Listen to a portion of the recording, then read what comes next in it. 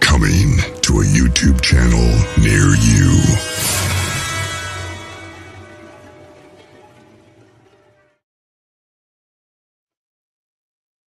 Well, hello, everybody, and welcome to our show tonight. My name is Alethea Jacob, and this is Spiritual Street Talk with Alethea Jacob.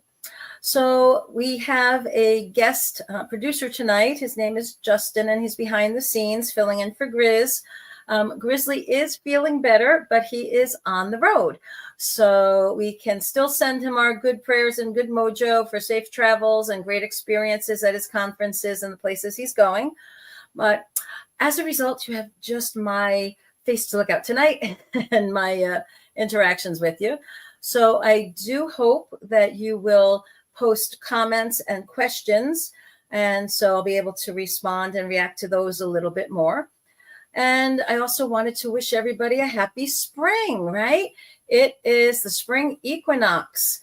And so what that means is we are turning the corner where there's more and more light in each day than darkness. We're starting to get to that point where it's like, oh, yay. You know, we can just kind of feel the old stuff falling away.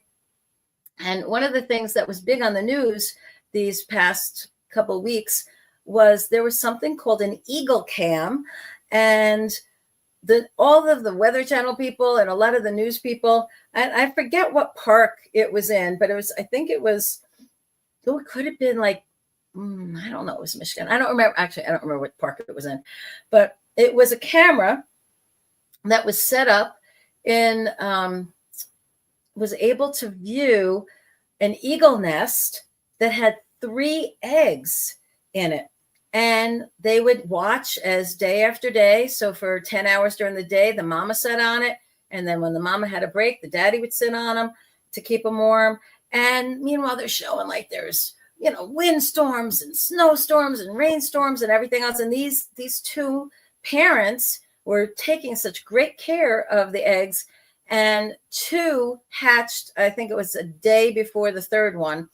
But it was like all this excitement about this new life coming into existence and breaking through. And I think part of the reason that became such a, not necessarily a sensation, but a focus of so much interest is that it is so inspiring, right? Seeing this new life, seeing this, the struggle, but also the care that was taken and the perseverance and the resiliency. And that made me think a little bit about, this is the time of year that we have to, they call it spring cleaning, right? So what does spring cleaning mean to you? Are you cleaning your house? Are you cleaning your car? Are you going on a 3-day fast to clean out your body? What are you doing things yourself that kind of help you get in touch with that breakthrough energy, that spring vibration? And so that was something I wanted to bring up. And in that feeling of resiliency, before I get to the readings for today, there's a whole section in my book, the Portal to Potential, that talks about the principles of resiliency.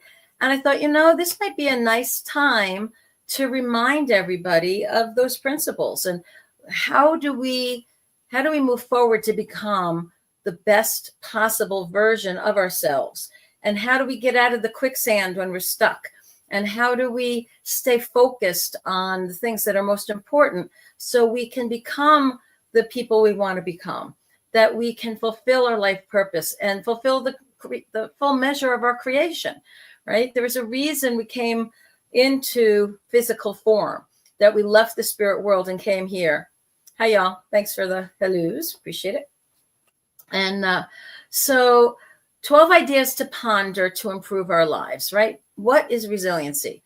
So one of the ways that we can have resiliency, and first of all, if you think about resiliency, what is that?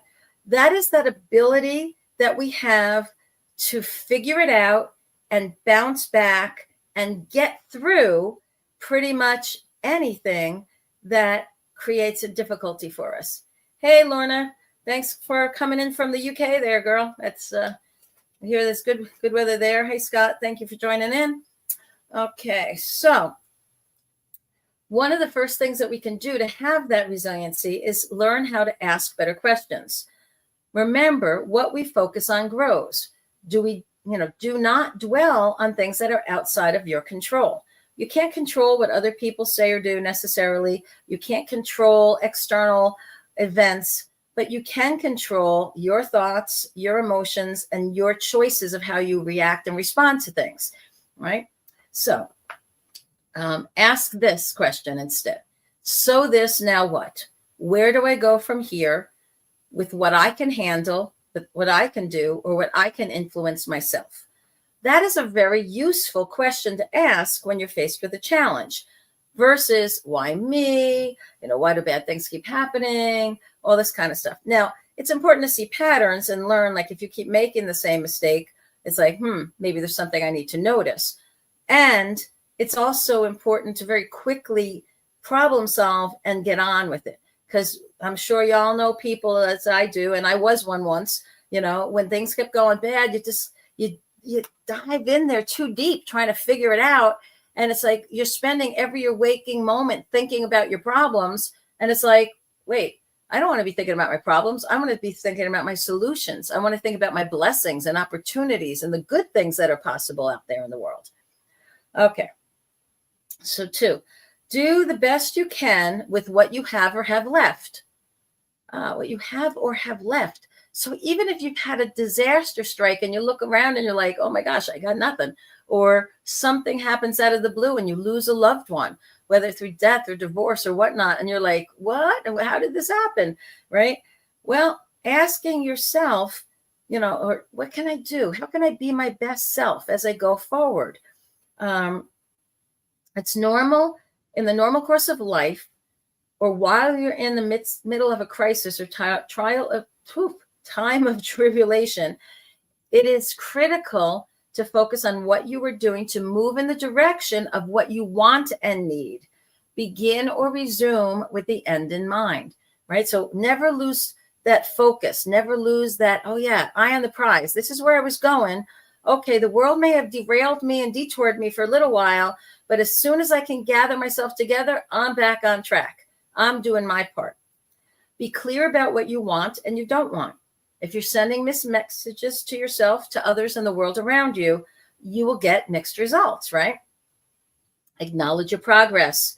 Even if you feel frustrated at how slow things are going for you and you don't think you're accomplishing very much very quickly, if you focus on those little wins and the victories that move you in that right direction, your momentum will start to build, right? It's kind of like, oh, all right, yeah, I'm getting it. It gets better and better and better as you go along. Remember to express gratitude for the gifts, blessings, and opportunities and the help that is available and shown up in your life, both in the past as well as in the present. Gratitude is one of those things that absolutely helps us be in the right place at the right time to meet the right people who are able to help us even more or help us help others. Remember to ask for help when you need it, right? Don't be so proud or embarrassed or whatever, mental games you're playing with yourself that talk you out of asking for help. You deserve it. Be honest with yourself and others. Know that part of the reason that we live in society and in community with each other is because we were never meant to go through life alone. We are supposed to be here for each other. Pain is sometimes a message to do something different, to start something new, or to stop doing something which is no longer useful, right? So instead of saying, oh, this hurts and I don't want to hurt, it's like, well, take a look. Why are you hurting? Because sometimes you can gain some incredible insights from that. Remember the importance of self-care. Be sure to get enough sleep, exercise, and proper nutrition. Make time for social, spiritual, and emotional recharge. Your body, mind, and spirit are interconnected. So be sure you are balanced in every aspect of your life. Prepare until you are as ready as you can be. The better you are prepared, the less you have to fear. When you do this, you'll have a sense of peace and joy, despite whatever's happening in the world around you. Act when the time is right, when you are prompted and inspired to do so. Trust yourself and all who have proven themselves to be trustworthy that are in your life. Do what is right all the time, no matter what. If you live your life with integrity, ethics, morals, civics, and a focus on what is righteous, true, charitable, and loving, you will live a quality life regardless of your external circumstances. Your life will have purpose and meaning far greater than whatever you do to earn your daily bread. So those are the 12 principles of resiliency.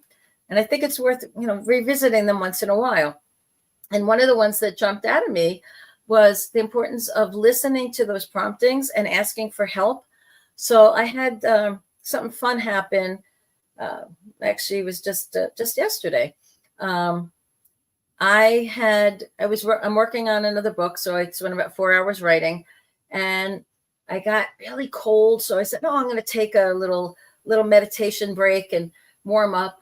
And I get this prompting from Spirit to call the auction house where they have weekly auctions about 45 minutes from here, to find out if they were still having the auction last night, because we had a huge rainstorm that turned into a huge snow blizzard up here in Wisconsin. And I called up and they said, yep, as a matter of fact, we are. And if you want to come up, you'll probably get all kinds of amazing bargains and deals, because a lot of our regulars are not going to come because of the icy bad roads that are predicted. And I'm like, why did Spirit prompt me to call them? And I thought, oh, I bet you that I'm supposed to go up there and there's going to be some amazing blessings or some real great deals, that'll be up there.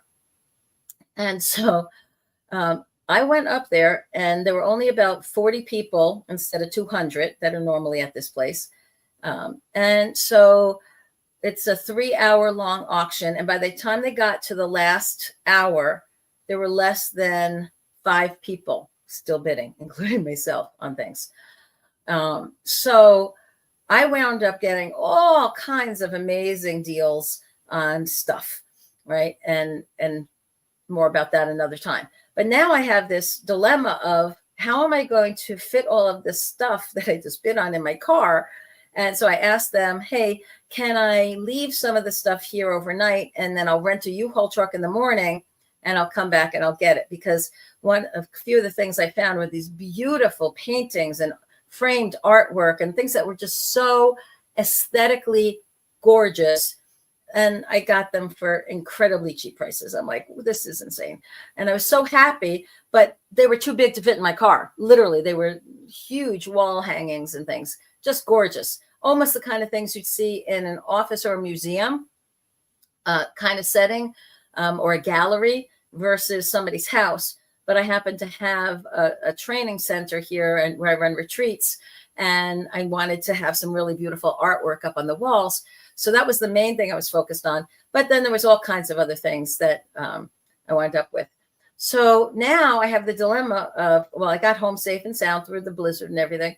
But I'm like, okay, in the morning, how am I going to get all that stuff into the truck once I get it up there? And then when I get back home, who's going to help me get the stuff out of the truck? Because we all remember my knees aren't the greatest. And so after being hit by that car years ago, so I'm like, well, just trust. Spirit had prompted you right from the get-go. It was a magical night with all kinds of blessings last night. Just trust it'll still continue. Sure enough, I get up there to the auction house.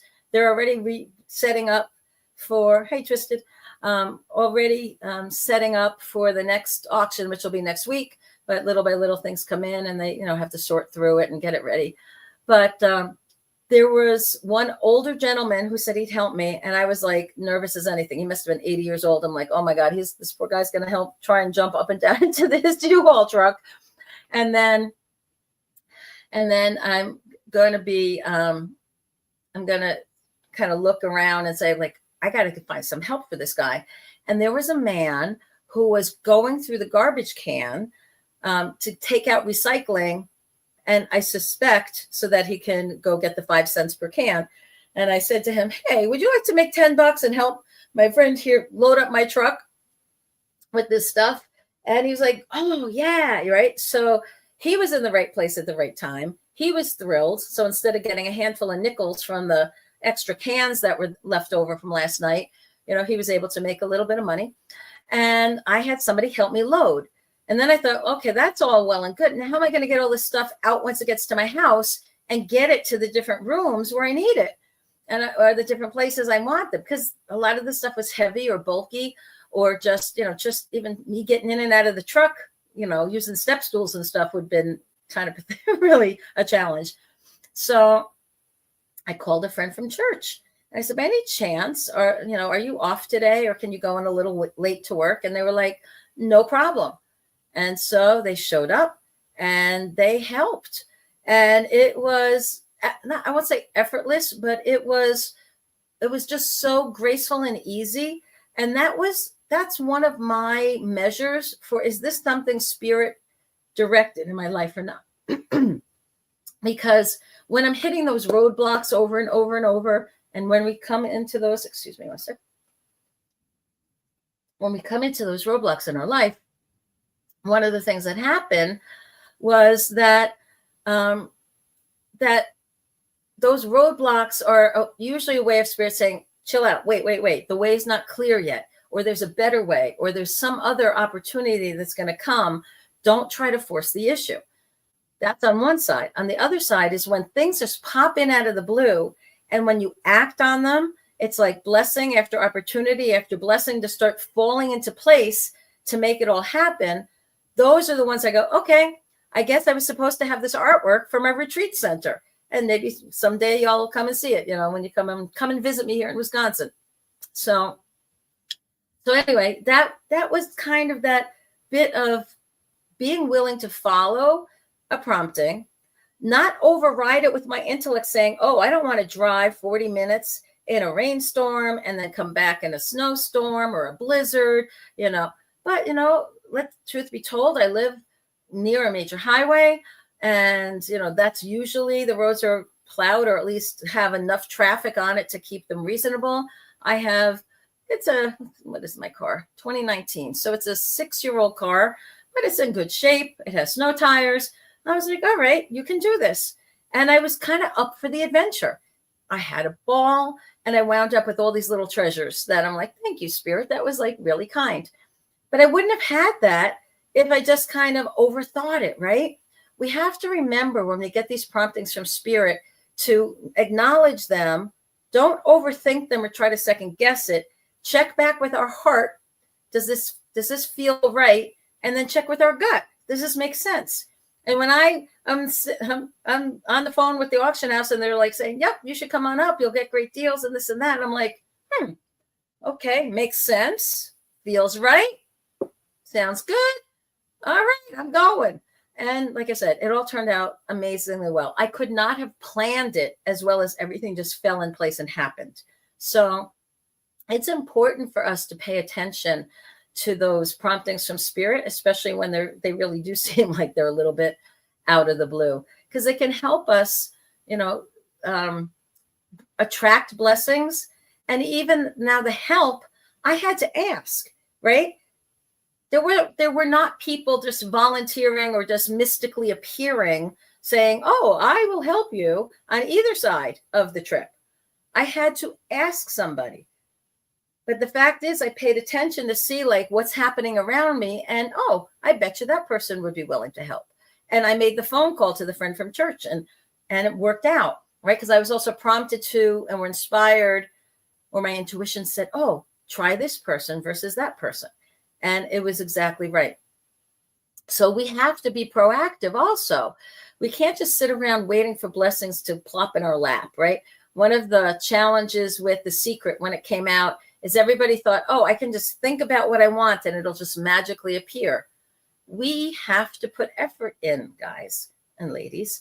We have to be willing to put the work and do the homework in order to have those blessings in our life and to have the things manifest that we're asking for and wanting. Okay, so what I'd like to do now is kind of shift gears into the cards, because, each week I pick reading 3 oracle cards, angel and oracle cards for messages for the group, everybody who's tuned in.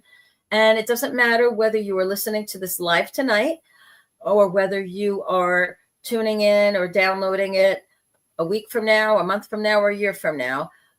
The messages that I read here should really resonate with you on some level. Okay, so first one is flexibility. Life is full of changes, challenges, and surprises. Your guidance is to move with the current, for it is in resisting the flow that often creates the problem. Your angels are asking you to keep your mind open and your heart open to new ideas and fresh options. When you accept the possibility that there are other ways, previously unseen doorways will be open to you, and you will move more easily through any changes needed.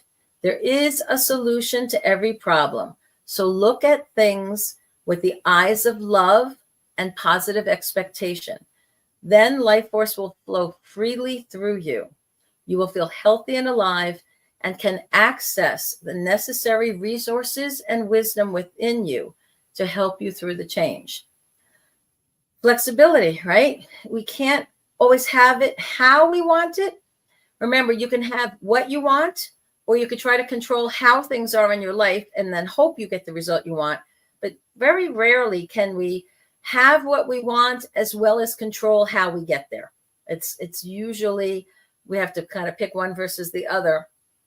So as a life coach, I usually suggest to my clients, I say, look, it's probably better for you to focus on the outcome you want and then be pleasantly surprised by spirit at the opportunities, the pleasant surprises, the new things that just come into view that you wouldn't have thought of yourself, but because you were not locked into having to do it a specific way, you were able to have the blessings manifest that much more quickly. Okay, next one that I chose is the card of joy.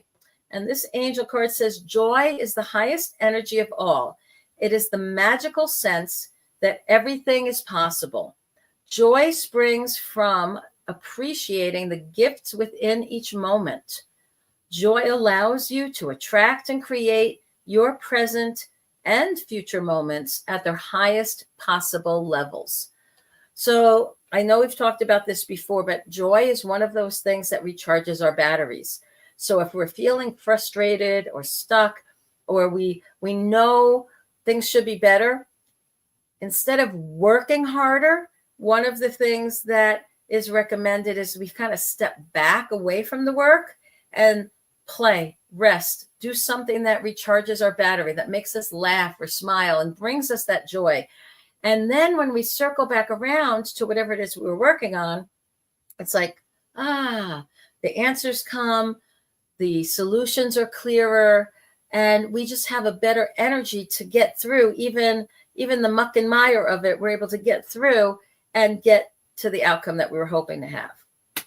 The next card that I chose, and this is from the Oracle deck, this is a card of past lives, and this is the Mandala deck. And this says, past life power and wisdom are coming into you. Channel the information. Imagine you are role-playing different characters that have the qualities you need. So I don't want to necessarily get into like the dogma or doctrine of, is our past lives real or not? And do we believe in them or not? What I like to tell people is this.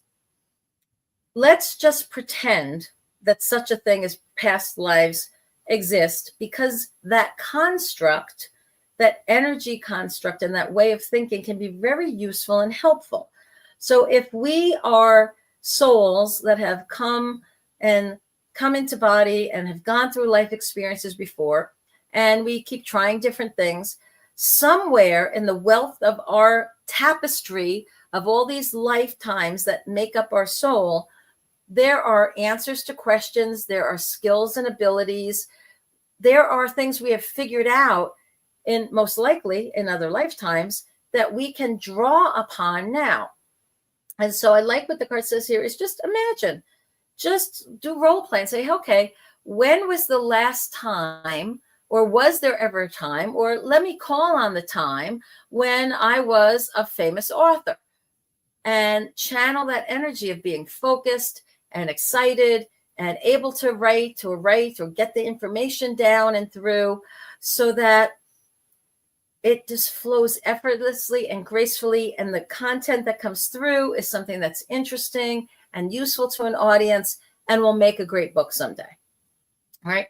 So for me to imagine, there must have been some time that I was a really good writer. Let me draw on that and call on that aspect of myself in order to do that. And so you can do that for any part of your life. When was a time that you were in immaculate health, or that you were extremely prosperous, or you were actually in a very powerful and benevolent position in your life, right? You can look at any of these things and say, oh, I want to bring some of that into the now. And imagine what would that be like if you could tap in, almost like, Who Wants to Be a Millionaire? It's like that call a friend, phone a friend option, right? It's almost on a spiritual level, like let's phone a friend. Let's call back and call, access, remember. And even if it's make up, if you have to, imagine that you knew it back then. So if you knew it back then, what would be helpful to know about that now? And see what comes to you, and open and let spirit prompt you.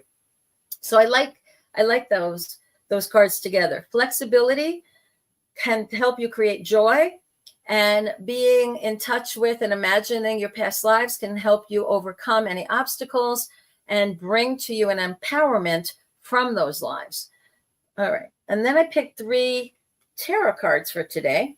And the first one, it's usually for past, present, future, of what are some of the issues going on for us right now.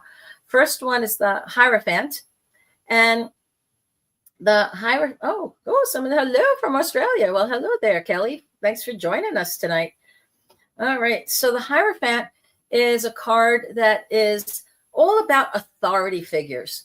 And I don't know about you all, I hate authority figures personally. I'm a rebel at heart. You tell me that I have to do something, I'm like, why? I follow rules, but I hate when there's an authority figure that is like trying to force me to do something. I never liked that. I always loved my managers and leaders that were in my life that encouraged me, that by their leadership, they brought out the best of me. They didn't try to always tell me what to do. They gave me the tools and resources and asked me the probing questions that I needed to figure out so that I could excel. And so kind of really looking at how we deal with authority can make a difference. The now is the card of overcoming temptations. And I'm going to talk more about that in a minute, because I think it's really important for us to look at what is a distraction in our life versus what is something that brings us joy and helps us to recharge. So stay tuned. But that's the now. So this card fits totally for what I wanted to talk about. Yay. And then the last card is the, what is this? 10 of Rods. And this is a card about perseverance, and that the best way to persevere through anything is to truly tune in to our intuition. And again, intuition is no airy-fairy thing. Intuition is the congruence between your intellect, what you're thinking and knowing, what your heart is feeling and telling you, what you're feeling, and what your gut is prompting you, that deep sense of knowing. So when you have your intuition in sync, when you have a cohesiveness between your mind, your heart, and your gut, it allows us to really access intuition in a way that helps us overcome any obstacles. So instead of something seeming like, oh my gosh, how do I get through this? I believe that the intuition helps us to make it much more effortless. We just know what the right approach is. It feels like this joyful dance as we shift from thing to thing to thing. So those are the tarot cards that came up for today, as well as that theme of resiliency. What I wanted to talk a little bit about was distraction versus recharge. So I shared with you about the auction, and I had gone to one last week as well, and I loved it. I had so much fun. I loved being out in the crowd. I loved just the kind of a little bit of the fast-paced energy of it. I'm from New York originally, so living in the Midwest these days, it's much more laid back in general. But at the auction, oh man, things were moving and grooving. It was happening. So kind of made me feel a little bit more at home. So I was telling a friend back in New York about going to the auction and getting some things and thinking, oh, well, maybe I'll, figure out a way to use this to make a little money on the side or to do some other business. And she was like, wait, stop. It all sounds great that you're having fun. And I can hear you're enthusiastic, but isn't that a distraction away from your writing? You're getting the books out. You're teaching, you're doing the podcast, you're doing your retreats, you're all of that, metaphysical, esoteric type stuff. And she said, isn't that a distraction from that? And I had to think about it. And I said, I believe that if I was to tell her, hey, you know what, I'm going to an auction every other day. And, that's what I'm spending all my time with. And I'm, getting stuff and flipping it and selling it or doing whatever, right? To make some money. Yeah, then I'd be off track. But I told her, I said, I spent 4 hours working on my next book and I felt really good. I was ready for a break. And this was something that spirit just brought in from the blue, felt right. So I went to the auction and I had a blast and it recharged my energy. So I ask you to look at some of the things that are happening in your lives and evaluate for yourself. Are these distractions that are taking you away from doing what you need to do and actually become more of a focus than the things that your soul wants to and needs to do? Or is it, this is a joyful pursuit that's going to help to recharge my battery so that I can be more focused and more relaxed when I circle back around. I remember when I worked for a Fortune 500 company, and I was a senior management consultant there. One of the things that when I was leading a team, I would often tell people, hey, and we were encouraged to work overtime and even work weekends by the company back in the day. And I said, hey, you know what, guys? We are crisp. We are PPP, past the point of productivity.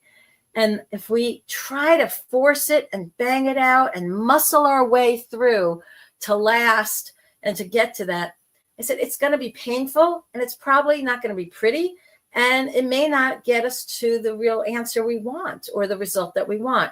So I tell you what, let's go take a dinner break.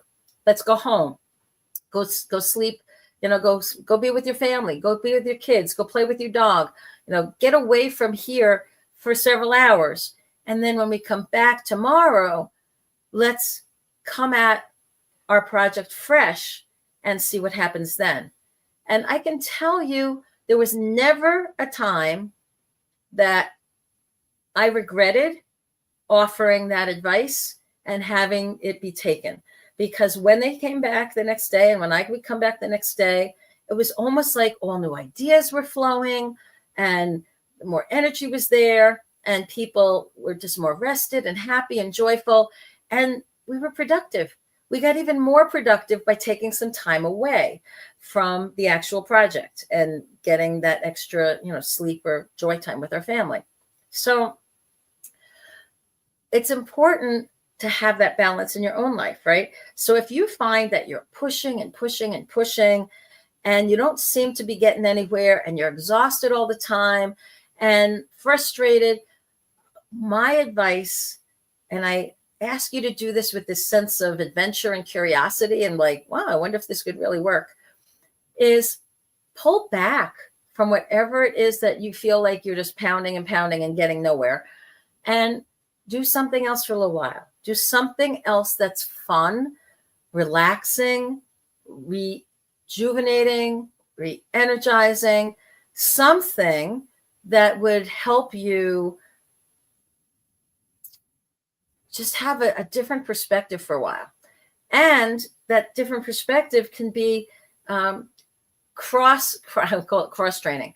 So one of the things that we did also in my corporate life is we would read magazines. Yes, back in the day, I know I'm old. We actually had this thing. It was paper and it folded and had pictures and had articles. It was called a magazine.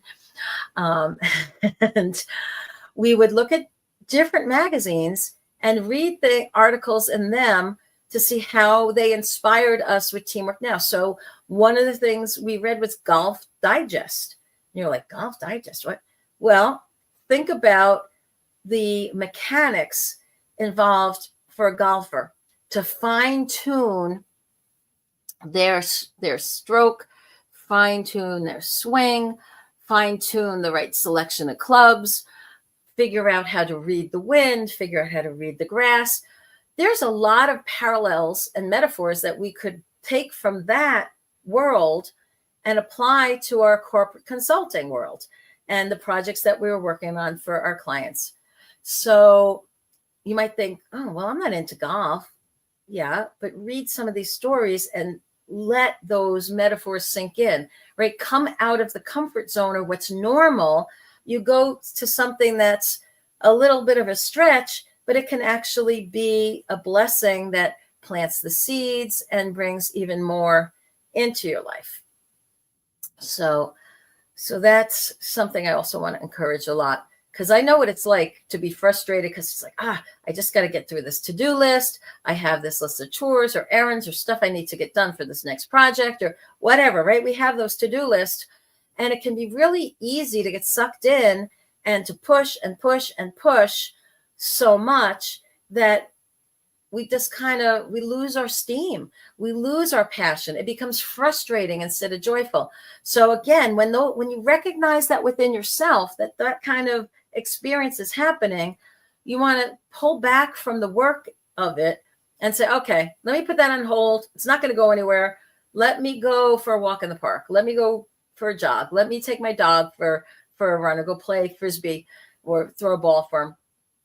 Let me go to dance. Let me go to a movie. Let me do something that gets my mind off of my problems or the challenges or whatever it is I'm working on, and really allows me to rest and recharge and come back fresh, right? Maybe it's take a nap or take a bubble bath or get a massage, right? How many people today are walking around with so much stress and tension? Please go get a massage by someone who knows what they're doing, right? And it can really help you with all those aches and pains and make things shift. So that's kind of the main parts I wanted to cover this week. All right. So were there any questions or comments that we can kind of take off from? Let's see. So I see a lot of back and forth about family stuff and, some frustrations and how tiring it is. And yet, it's part of life, especially with family and friends, right? We love, and whether it's birthdays or anniversaries or whether it's, we'll talk about that just, or whether we had a holiday season, all of these gatherings require so much preparation and planning, and whether it's the cleaning, the cooking, the shopping, all the things that we do to get ready for it. And if it's a really big thing, all of the other parties we have to hire or engage with or coordinate with to make it happen. So it can be really tiring. And so even though it's based around a fun event with people who we love, our friends and family, we can find ourselves tired. And again, it's really important to know yourself and know your limits and say, you know what? I'm not enjoying this anymore because I'm exhausted. I'm going to do a little time out. I'm going to put that to-do list off to the side, and I'm going to go take a nap, or I'm going to go take a bubble bath, or I'm going to go for a run, or I'm going to go for a swim, or something that helps to re-energize you and just makes you feel better physically, emotionally, mentally, on every level, right? So you do that. One of the texts there was that there's been more wildfires, and this has been a really strange year already, right? Between wildfires in both coasts in the U.S., we have them in California, we have them in North Carolina and South Carolina, and there's other places all over the world that have outbreaks. And and that's a great point, Lorna. It's really important to remember this too will pass, and worrying about stuff doesn't help. What helps is you prepare for the worst, you expect the best, but you prepare for the worst. And so even if something negative happens, you've thought it through, you're prepared for it, you're ready to respond, and you also are ready to ask for help if that's what's required as well. But too many people get paralyzed by fear, right? They're like, oh, but what if this happens? And what if that happens? I found myself doing that a little bit, worrying for other people the other day with the tornado outbreak that just happened here in the States over the weekend. And, from 2 days before, the Weather Channel people were warning, okay, this is going to be really bad. And, all these factors are meeting up at the same time, and we're going to have this massive outbreak. And, oh my God, the worst of it's going to be at night when most people are sleeping. And it was horrible for the people where it struck. And I believe 15 people died and other people got injured, and a lot of people lost everything or lost a lot, right? A lot of damage. And for me, ahead of time, to be freaking out about, oh my God, I have friends that live in that state. I have friends that live in that state, or friends that live in another state we're in this tornado what the heck was it? Index of the likelihood that a tornado would strike by them was very high. But then Spirit kind of reined me in a little bit and said, Alethea, even the biggest tornadoes are maybe a mile wide. So if it hits, and yet some can be long track and they can travel for miles and miles, but even the biggest ones are mile wide. Most of them are much smaller in width than that. Most of them are nowhere near that wide. And so, yes, it's devastating for the towns and villages and cities and areas where they hit, but it's a very narrow zone of impact. And so instead of freaking out like I was doing, thinking, oh my God, all my friends in Kentucky are toast, or all my friends in Alabama are toast, or all my friends in Florida are toast, or whatever, right? Instead of having this, oh my God, I got to call them and warn them and be so worried and be in that fear vibration. Instead, I kind of step back and I'm like, okay, let me just pray and envision and imagine that all my friends and loved ones will be safe, that they'll feel this sense of love and protection. And even if danger comes near them, they're prepared, they'll be ready, they'll respond appropriately. And even if the worst happens to them, they'll get through it and the family will get through it. But I had to let go. I had to really work at not letting the media of in this case, the Weather Channel, scare me by what they were saying about this horrible outbreak that was going to happen. Part of what we're noticing, guys, around the whole world, for anybody who's still a climate denier or climate change denier, you haven't been paying attention, right? There are changes, whether or not and how much and to what extent we mankind are exacerbating it or making it worse or trying to fix it. I don't know, right? However, one of the things that I think is very important is that we know, okay, if things are changing, if this is going to be the new normal, it's even that much more important for us to be prepared, to be calm, to know what we'll do if danger is nearby, to know what to do to stay in contact with our family and go through that. Okay, so I see a question or a comment here. Says, I disagree that we always ask why, and if we act on things, well, maybe we would not be in the situation we're in. 7 all over the world. Oh, the fires, just my thoughts. Yeah, disagree with that. Always ask why. So it's okay to ask why. Yeah, fake news. True. It's okay to ask why. And it's good to learn. So if there's an aspect of that, but if there's not a real answer. So for example, if I'm driving and my car skids off the road and I have an accident, I want to know why, right?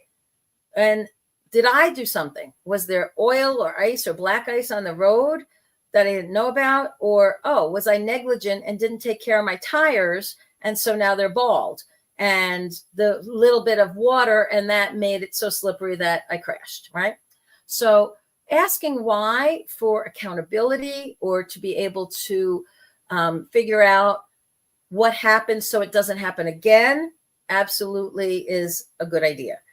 What I'm saying, however, Kelly, is that too many people get stuck in this why me and make it all personal and get stuck in this little quicksand loop of remembering every other bad thing that ever happened to them. And it's like spiraling downward.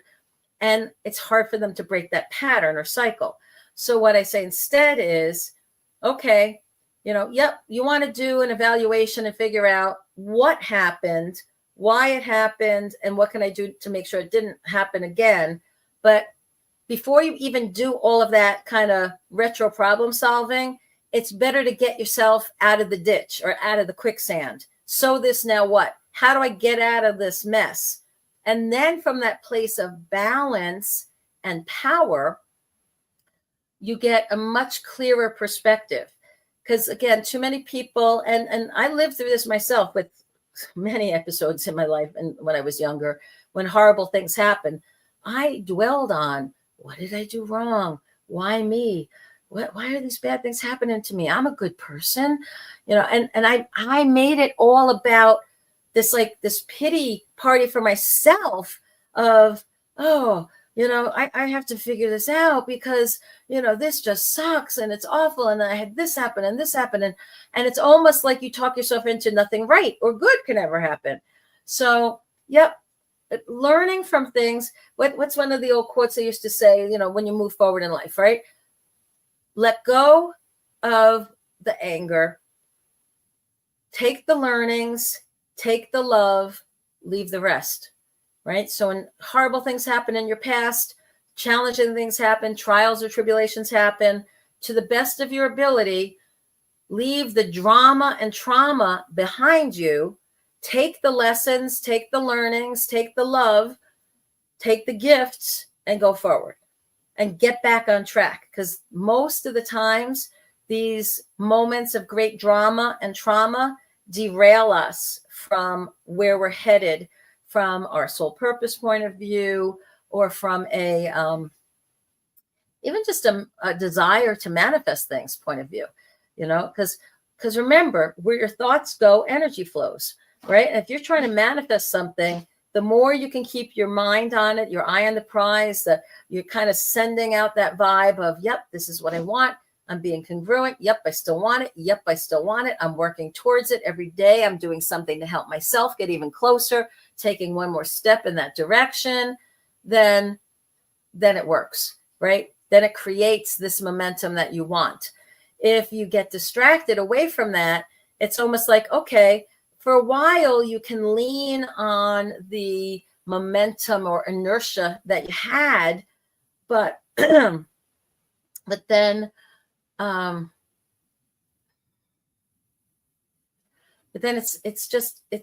it's important to be able to get more greater momentum or more movement or break through any obstacles that are there. You might need refocusing your energy and not being distracted by whatever dramatic or traumatic thing happened to you or somebody that you love, that you got sucked into that situation, right?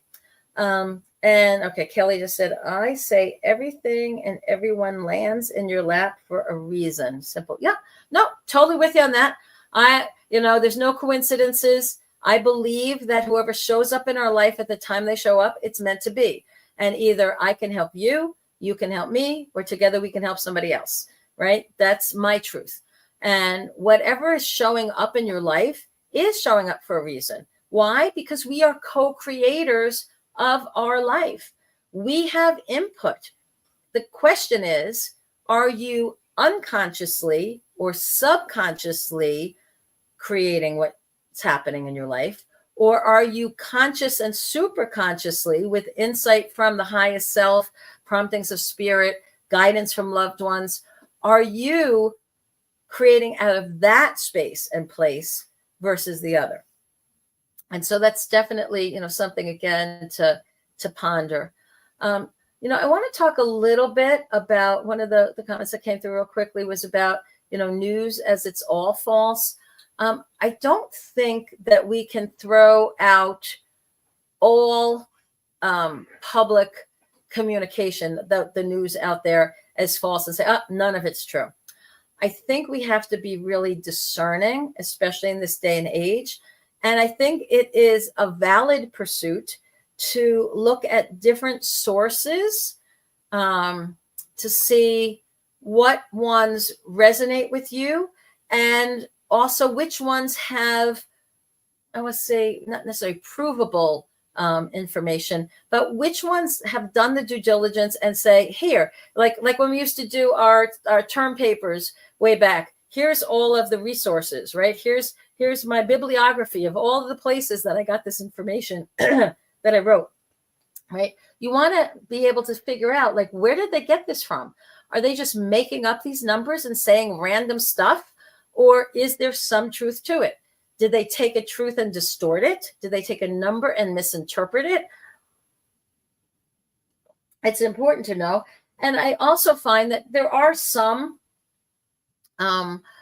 sources of news out there that are probably a little bit purer because they don't have the same vested interest.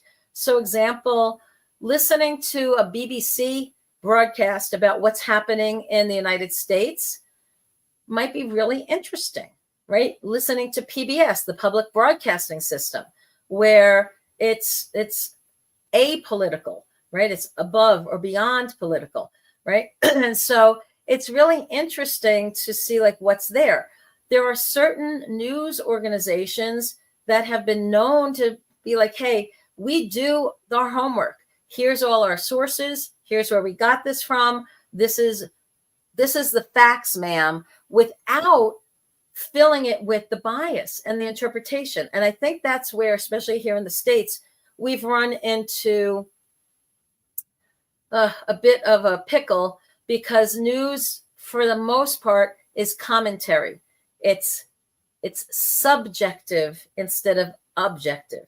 So they're reporting things from their perspective and sharing what they think about it, instead of, if you look back 20 years or 30 years, just stating the facts, ma'am. This is what it was. This is what happened on this date at this time with this group of people.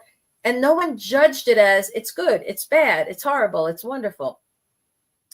It was just reporting, right? But now everything has become part of, well, what team are you on? And are you on our team? And how can this story help our team? And look at that.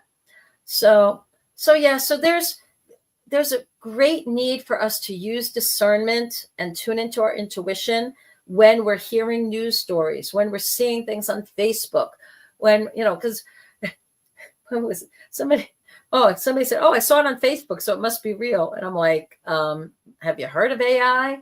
Because I saw a video, and I'm like, in this day and age, with AI's help, you can make it look like anybody was any place at any time saying anything. I don't know how the hell juries are going to go forward in the future, because they used to be able to, like, oh, here's the smoking gun, of here's the video, and here you are, and this is happening, and of course you're guilty because that's you there, in this place and time. And it's like, going forward, anybody with a medium computer can create an AI version of pretty much any video. You can change backgrounds, you can change the partner, you can change the faces, you can do all kinds of things, right? So we have to lean on and lean into our intuition, our connection from spirit, what feels right to us. When does our BS detector go off? And when are we like, oh, there's some truth in this. Maybe I need to do my own research and go back to some of the sources, that were behind that article or behind that news story. So that was a good point to share with us there, Kelly. Thanks for that. All right. Well, holy moly, that's our hour. I do want to remind everybody again to please go to my website, aletheajacob.com, to see all the list of courses and services I have. And please do invite me to your events or to your retreats or to your workshops. I would love to teach and be part of it. I would love to customize something just for you and your friends. We could do it online or in person, depending on where we all are at. And also, please do look into the retreat I'm running with Craig Janjulis in Sedona in May. And it's called Preparing for Ascension. And it's all about becoming the best possible version of yourself and learning how to quicken your energy and break through your blocks so that you'll be ready for whatever comes in the future, as everything starts shifting and moving in even bigger and better ways. And that's May 16, 17, and 18. It's $600 for the 3 days. And all the information is on my website. Well, thank you very much, Justin, behind the scenes. I appreciate you. Grizz, I hope you're having a blast with Mary, wherever you're at that conference. And y'all have a wonderful, blessed week. Be kind to yourself. Be kind to each other. It's important that we get out there and shine our light and do the best we can. So thanks again for joining me tonight. I'm Alethea, and I am so delighted you spent the time with us today. And I look forward to meeting with you again next week. Take care, y'all. Good night.